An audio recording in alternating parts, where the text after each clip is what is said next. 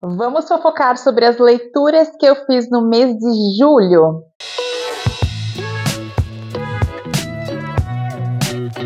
Oi pessoal, tudo bom? Aqui é a Cat, bem-vindos de volta ao canal, tô muito feliz de estar com vocês aqui hoje. E hoje é aquele dia da fofoca, onde a gente comenta um pouquinho sobre os livros lidos no mês de julho. Eu comento sobre o que eu li e vocês nos comentários também dividem um pouco comigo o que vocês leram, se vocês leram algo similar, se vocês conhecem esses livros e por aí vai. No mês de julho eu fiz 5 leituras, que tem sido mais ou menos o meu número mensal de leituras, entre 5 e 6 leituras. E esse mês eu não tive nenhuma leitura mais pro negativo, foram todas leituras muito boas. Então julho foi um mês ganho, na minha opinião. Eu vou comentar brevemente sobre as minhas leituras e também sobre os enredos e as notas que eu dei para cada livro. Não vou me estender muito, vocês já sabem como funciona. Mas eu vou dar uma pincelada em cada livro para que vocês também conheçam as histórias e de repente se interessem em ler alguma delas. Bora lá então, eu vou começar com um livro que eu tava muito animada para ler. Vocês sabem que acompanhou meus últimos vlogs, sabe que eu tava totalmente doida para ler esse livro, que foi o Entrevista com o Vampiro, da Anne Rice. Sim, finalmente eu entrei no mundo Anne Rice. Eu fui ler esse livro, desejei ler esse livro por causa da série que agora está aqui no Brasil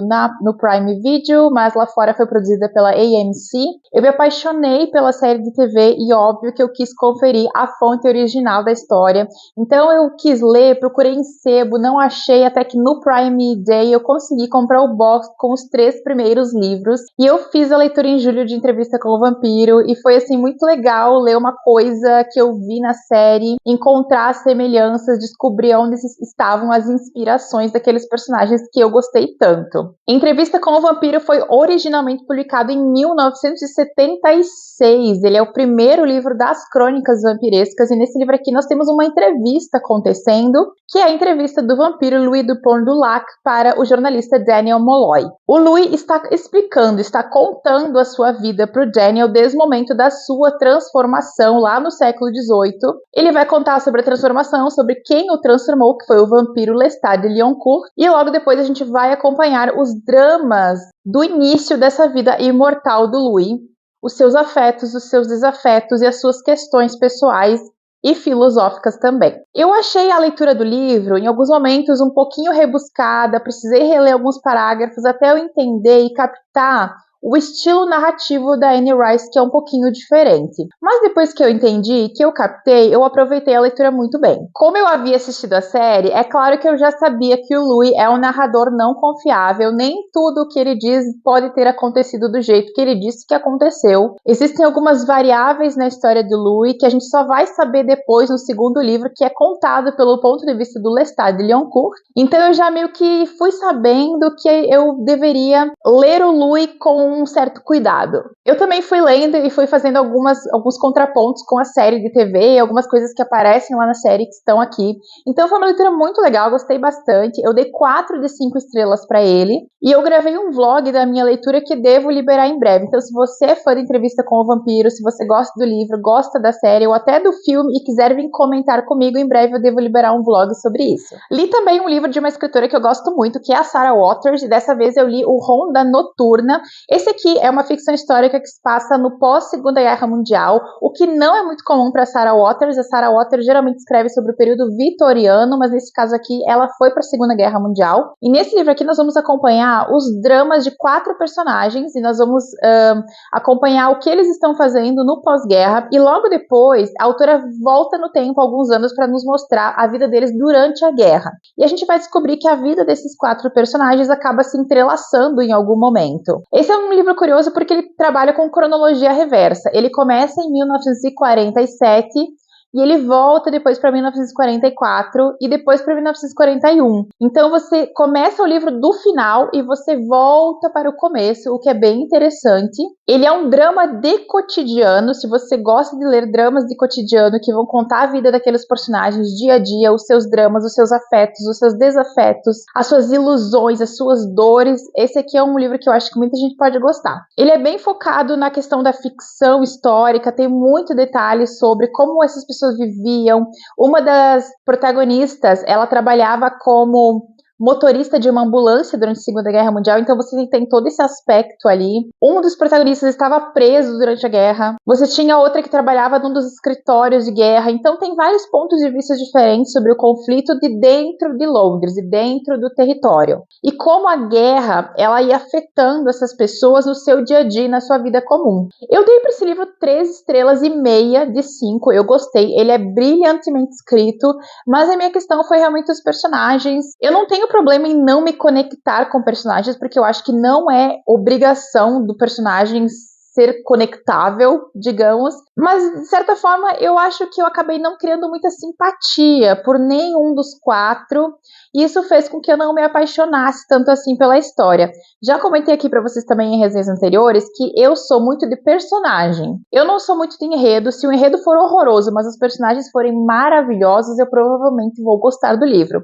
Então, nesse caso aqui, o enredo era incrível, muito bem escrito, muito bem elaborado, mas os personagens não me foram simpáticos e por isso que eu não dei uma nota maior. Não sei quem mais ali sofre desse problema, mas essa é uma questão comigo. Vocês acompanharam que no mês passado eu recebi uma caixa da Dark Side Books com todos os livros do projeto Elas. Eu já havia feito a leitura de 2 e nesse mês de julho eu li mais 2 livros daquele projeto. Eu não sei se eu já liberei resenha deles, mas deve aparecer em breve. Eu li o Pedra, Papel, Tesoura da Liz Finney, foi meu primeiro contato com essa autora, gostei muito. Nesse livro aqui a gente vai ter um suspense doméstico sobre um casal que tá em crise e eles vão passar um final de semana no interior da Escócia para ver se eles arranjam esse casamento. Mas assim, eles meio que se odeiam, então você já percebe logo de início que aquilo não vai dar certo de jeito nenhum. São duas pessoas que não se suportam, elas não se suportam, o casal não aguenta um ao outro, então você fica meio, por que eles estão tentando salvar o que não pode ser salvo? Mas é suspense, então tem ali alguns mistérios, alguns segredos, algumas coisas que vão aparecendo ao longo da narrativa, e talvez um deles não volte pra casa, viu? Esse é daqueles suspenses que tá muito em voga agora, muito na moda, que é aquele suspense que ele tem um ritmo acelerado, muita mentira, muito segredo,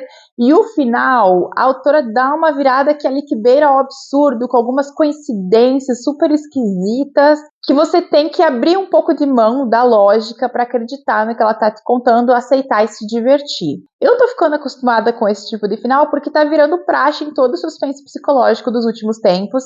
E nesse aqui isso acontece também. A gente tem um final meio mirabolante, com algumas coincidências que vão fazer você ficar, olha, eu acho que na vida real isso não aconteceria, mas na literatura, né, a gente aceita. Dei para esse livro 4 de 5 estrelas, porque eu li ele super rápido, me diverti, e ele tem uma virada de enredo que é realmente ótima. Depois eu li o livro Anatomia de uma Execução, da Dania Kukafka, e esse aqui foi uma surpresa muito positiva.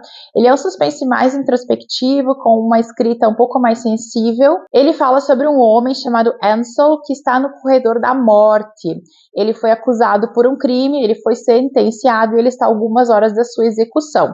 Então a gente vai acompanhar os últimos momentos de vida desse condenado, ao mesmo tempo em que a autora nos leva de volta para o passado para entender quem ele é, da onde ele veio e que fatos da vida dele o levaram a cometer aquele crime e ir parar no corredor da morte. Ele é um crime que a gente tem o crime e depois a gente tem o reverso, né? A gente vai acompanhar desde o início da vida do personagem para saber em que momento que a vida dele descambou, deu tudo errado e ele acabou se colocando no lugar onde ele está agora. Eu fiz uma resenha sobre ele também, já devo ter liberado, eu acho, mas ele é um suspense um pouco diferente, mais introspectivo, mas muito sensível, tem um final assim, que eu dei uma choradinha nas últimas páginas e vocês sabem que eu não sou de chorar, ainda mais lendo suspense, mas foi o que aconteceu nesse caso, muito bom. Assistam lá a minha resenha para saberem um pouquinho mais sobre o livro, sobre a sinopse, sobre as minhas conclusões. Eu dei para esse livro 4 de 5 estrelas também. Li também o novo suspense da Jennifer Hillier, que não tá por aqui porque eu emprestei ele, que é O Que Fazemos nas Sombras. Esse é um livro que fala sobre uma protagonista chamada Paris, que ela foi encontrada desacordada no próprio banheiro com o marido assassinado atrás dela. Ela tava com uma lâmina na mão, então a polícia obviamente coloca ela sob suspeita de que ela tenha cometido o crime, apesar dela dizer que ela não lembra do que aconteceu, que ela não matou o marido dela, ela perdeu a memória quando ela caiu no banheiro e ela vai tentar provar a inocência dela. Ao mesmo tempo, a gente vai ter uma outra personagem aparecendo chamada Ruby, que é uma mulher que está presa há 25 anos por ter matado o próprio amante. E a Ruby sabe um segredo do passado da Paris. E ela manda meio que uma cartinha para Paris ali dizendo, olha, eu vou contar o teu segredo se você não me pagar uma graninha. Então a gente tem toda uma dinâmica aí dessa chantagem, de por que a Paris está sendo chantageada, o que ela fez no passado dela e qual é a conexão dela com essa assassina condenada. A gente vai voltar ao passado, vai acompanhar a vida de alguns personagens para entender como tudo se entrelaça. A Jennifer, ela escreve suspenses com uma boa pegada de drama. Esse é o terceiro livro dela publicado aqui no Brasil, todos eles são muito bons. Eu gostei super desse livro, achei ele super tranquilo, super fácil de ler. Ele é um pouco previsível, eu acho que talvez esse seja o único defeito dele. Todas as viradas de enredo são super passíveis de você descobrir, sem muita problemática. Eu acho que ela poderia talvez ter dificultado um pouco as coisas para nós leitores, mas ela não fez, é super tranquilo de você adivinhar. Mas talvez essa tenha sido o objetivo dela, né? Que as coisas fossem fáceis, porque não era o foco dela esconder muito bem os segredos. Mas é um livro super legal de ler, gostei muito, me manteve super focada até o final e eu dei 4 de 5 estrelas para ele também. Lembrando que todos os livros que eu comentei aqui no meu vídeo vão estar linkados aqui embaixo no box de descrição para vocês, tá? Todos os links levam direto até os exemplares. Se vocês fizerem qualquer compra pelos links da Amazon usando, né, os meus links aqui embaixo, eu recebo uma comissão pequenininha e você ajuda a manter o meu trabalho. E eu sigo com o canal. Espero que vocês tenham gostado. Comentem aqui embaixo se vocês já leram algum desses livros, o que vocês acharam das minhas leituras. Comenta o que você leu em julho, tô doida pra saber. Beijão e a gente se vê no próximo vídeo.